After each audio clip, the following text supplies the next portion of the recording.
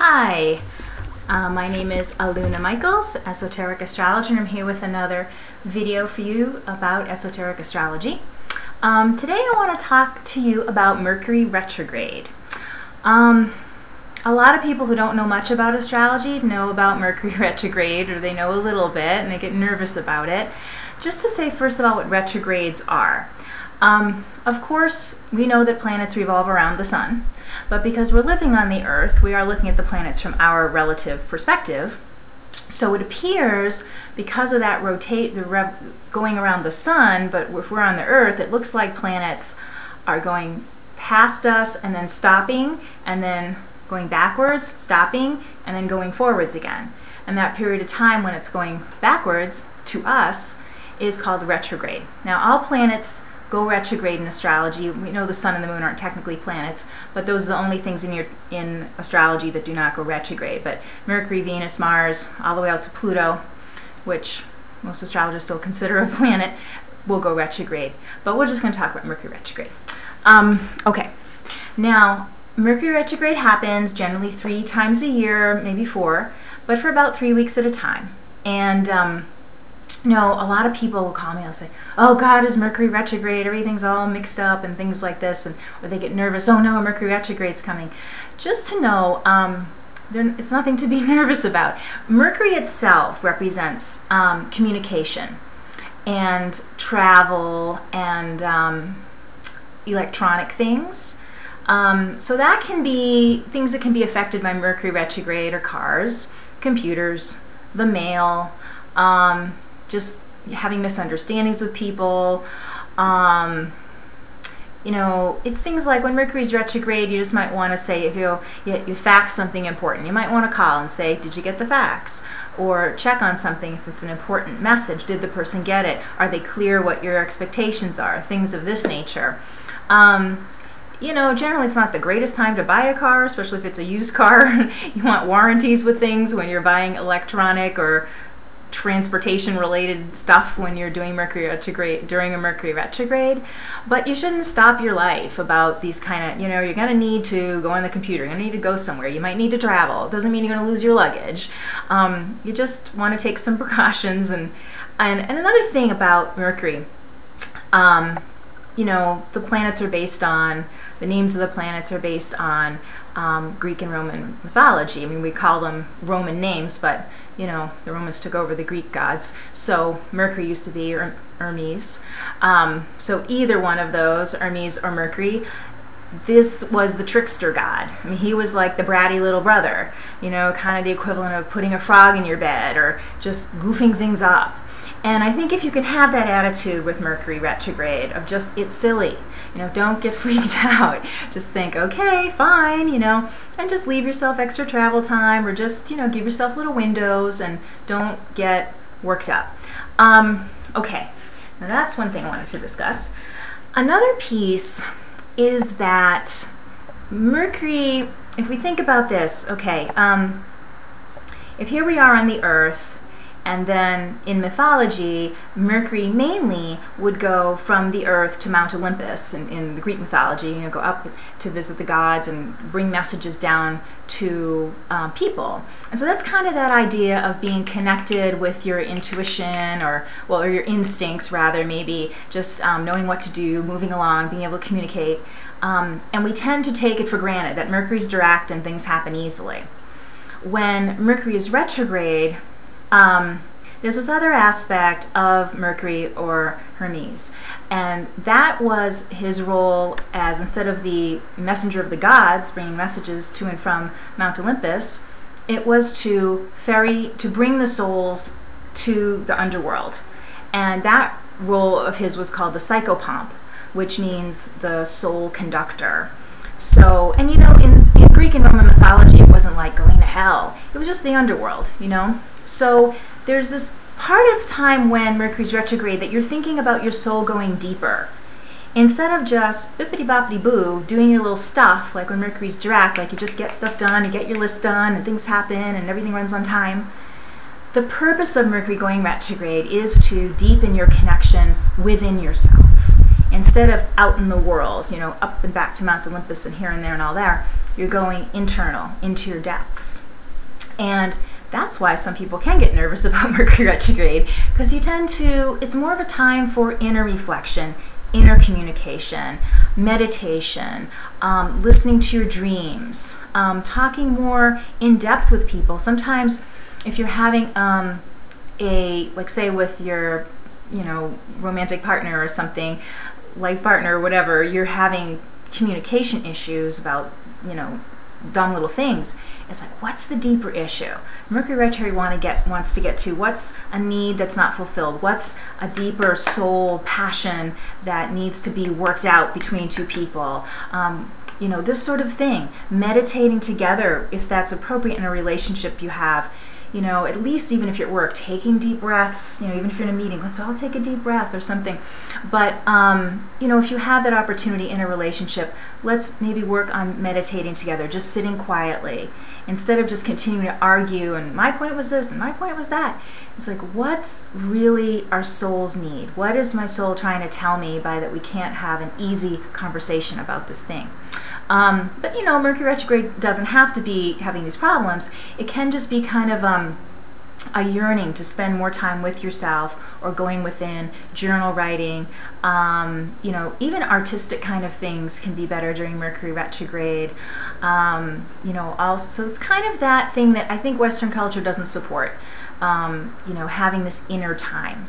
So you can kind of take advantage of Mercury retrograde and maybe even start to look forward to it, about having these inner discoveries and communication with your deepest self.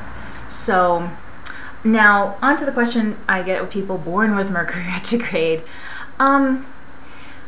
This would be on your chart if you have a chart printed out. Retrogrades look like, if you can see this, maybe not. It's like a little prescription sign, an R with an X. Can you see that? Sometimes you'll have that after a planet. That means that planet was retrograde when you were born. If you are born with Mercury retrograde, truly some people do have problems in school when they're younger that have Mercury retrograde, because they don't fit the normal way of learning. They are more, it could be your ADD, or it could be you're somehow a slow learner, but it's more a different sort of learner. And hopefully you haven't developed low self-esteem because of those sorts of things, that you are more artistic and more kind of holistic in the way you think. You might not have the greatest memory, but you know the essence of things. And you may, if you have a child with Mercury retrograde, be able to see they're getting the right kind of proper teaching at school, or they might need some special help, or they might learn better in a different sort of environment if it's possible, or they're not just, Mercury retrograde people are kind of special. It's not just on the same track as everyone else. Again, not that it's a bad thing. It's just a different way of learning, and making. Sometimes I think Mercury retrograde people are so used to being around a lot of people born with Mercury direct. You say, do you get it? And they go, yeah, because they don't think anyone's going to have compassion that they didn't. They need it explained a different way, or they need a little more time to absorb it. Something like this. So you may just want to have more compassion for people with Mercury retrograde, or if you have Mercury retrograde, be able to stand up for yourself, say, no, I didn't quite get that, or even if people want an answer right away about your feelings or something, you might say, let me talk to you about that tomorrow. I'm not quite ready to tell you how I feel, or something like this.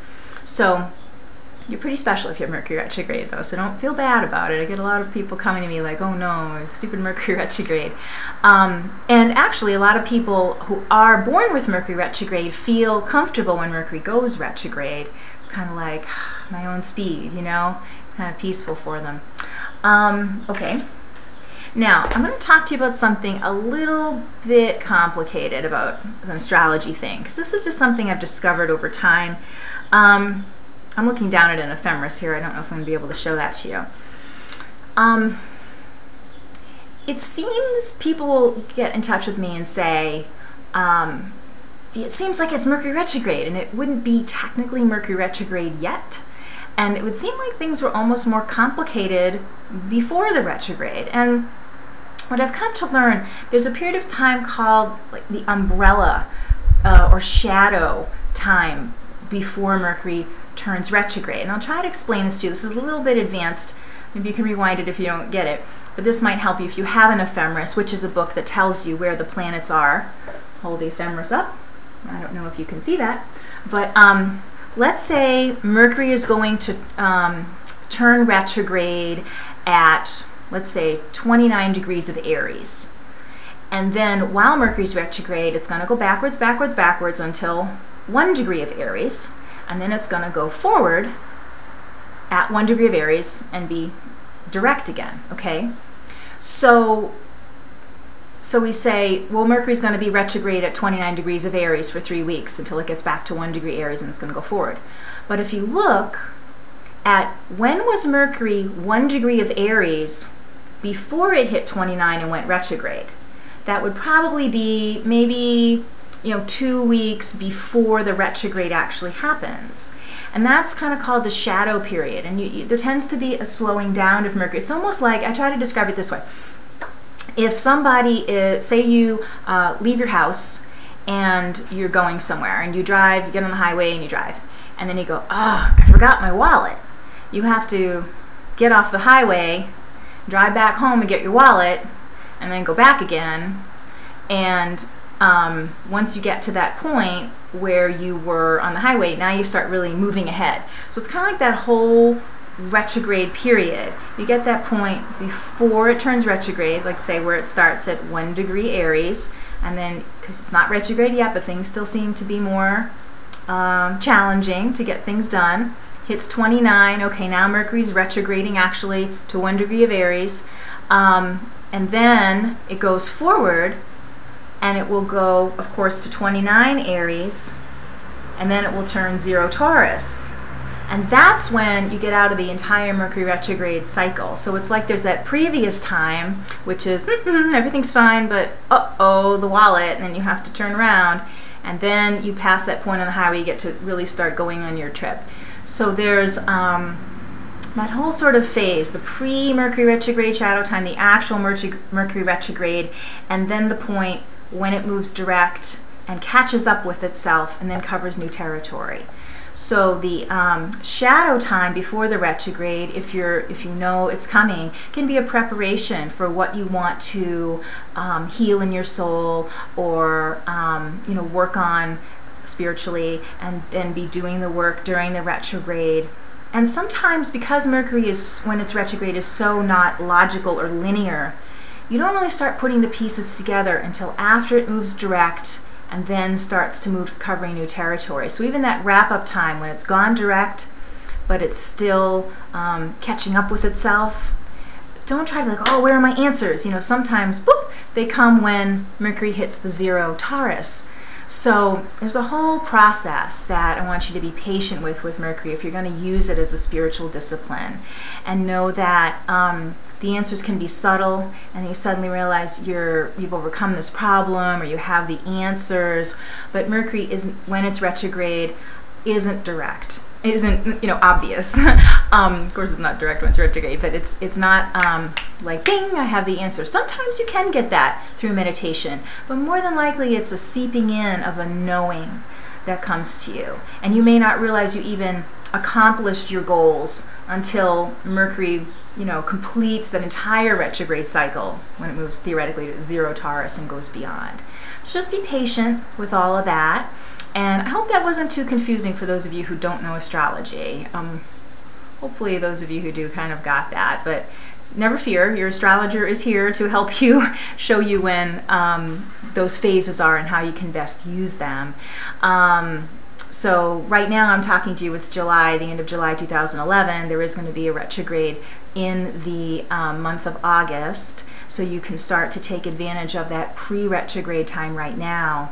And find an ephemeris, or even you could Google Mercury retrogrades in 2011, 2012, 2013, whenever you're listening to this, and find out when they are, and kind of calculate maybe 2 weeks before to do that spiritual work, and about 2 to 3 weeks after the retrograde to know to be patient for your answers if you're seeking spiritual solutions within yourself. So thanks for listening. Please email me questions, comments, whatever, and I hope to keep finding out what you guys want to learn about, so I'm open to know what your topics are. So thanks a lot. I'll see you later.